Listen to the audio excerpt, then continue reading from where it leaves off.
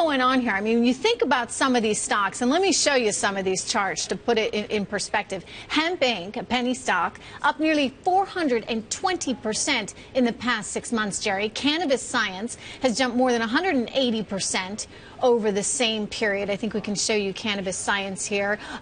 We also have Medical Marijuana Inc., which has gained more than 60% in the last 6 months as well. You know, none of these companies really seem to be doing anything yet or making any money yet, but clearly investors are enthusiastic. What's going on?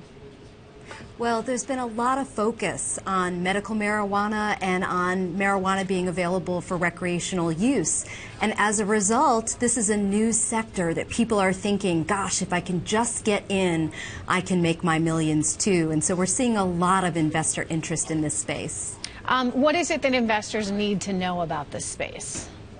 Well, the most important thing is that anytime there is a new sector opening up, be cautious.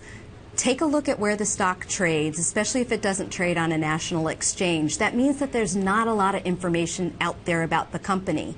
And you want to check out thoroughly both the company and the individual that's touting it. You especially want to pay attention to what the financials that are filed with the SEC say about the company and how they stack up with the touts that you're hearing out on the internet. So, you know, a penny stock, I mean, shouldn't that be sort of a red flag in and of itself? I mean, the fact that this is not trading in numbers that are really even dollars. I mean, Gerri, is that something investors should be careful of?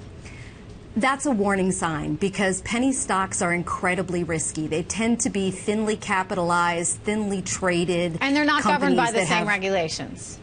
That's correct. That's correct. They often they're not companies that file reports with the Securities and Exchange Commission.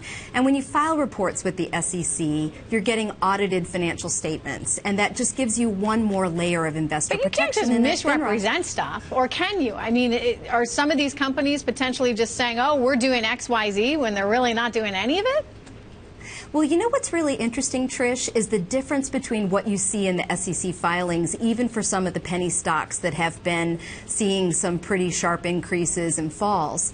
They say that they're a development stage company. They say that they don't have any products or services or distribution channels. They say that they're just starting.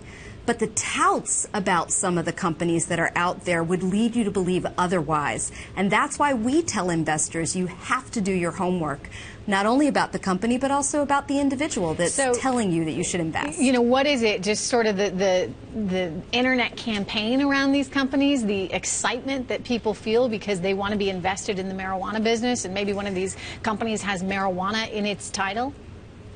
Marijuana in its title, or they've shifted from one business model to another. That's something that we see a lot with these kinds of potential market manipulations or stock scams. Well, if a company was involved in gambling in Nevada and then turned to precious metal mining and then was in nutraceuticals and now is in marijuana. 4 different business lines, 5 years. That kind of thing is a red flag. Yeah, that would raise an eyebrow or two.